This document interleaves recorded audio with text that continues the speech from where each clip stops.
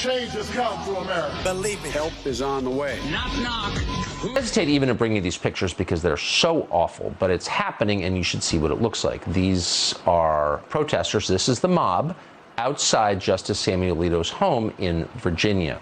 They're disgusting. As you may have heard, this is the anniversary of January 6th. And in commemoration of that, we have donned the official network-approved solemn anchor outfit, white shirt, muted tie.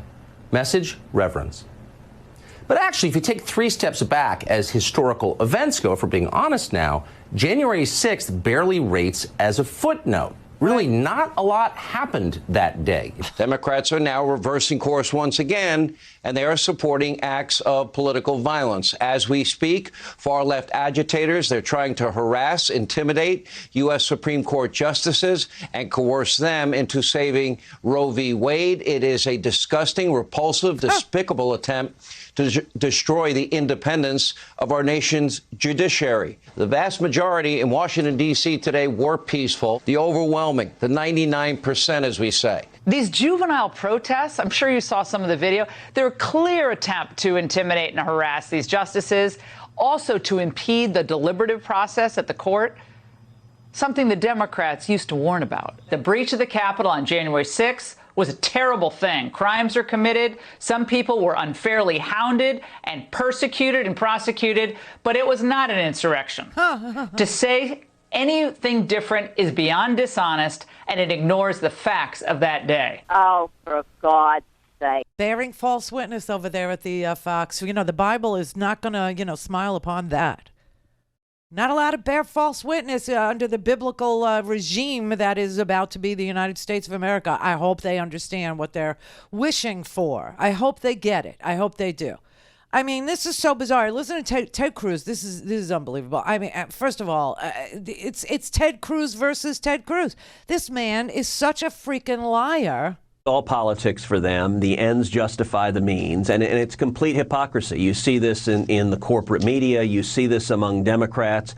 On January 6th of 2021, you had tens of thousands of people peacefully protesting, and yet the corporate media and Democrats slander them with the made-up term insurrectionist. As we see terrorists assaulting police officers, tragically murdering a police officer. We see a violent assault on the Capitol. We see terrorists breaking onto the floor of the Senate chamber and the floor of the House. And all of us are horrified. We are approaching a solemn anniversary this week, and it is an anniversary of a violent terrorist attack on the Capitol. And yet, in this instance, they are not willing to call off their goons even now, as this has the potential to escalate. Thank you. He clearly has a sense of revenge. And you know what he's doing now? Now he's picking the worst people possible to endorse. Herschel Walker would be one. Tommy Tuberville is another one. Dr. Mehmet Oz. Dr. Oz votes in Turkey. Okay? Here's a guy, Dr. Mehmet Oz. He's a TV celebrity. Okay? He lives in New Jersey.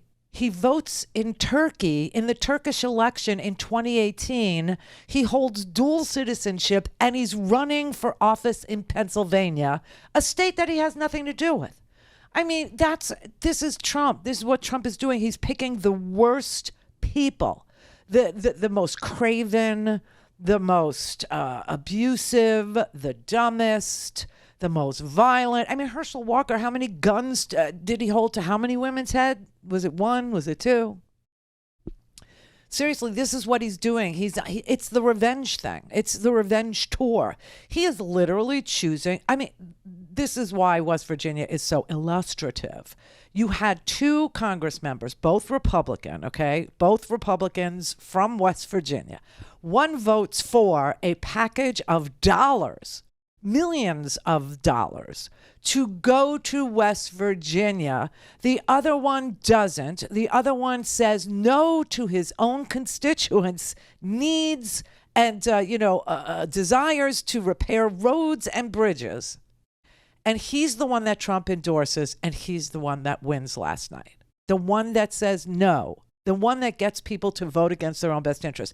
This is a race to the freaking bottom because it's all about revenge. If I can't have America, nobody can.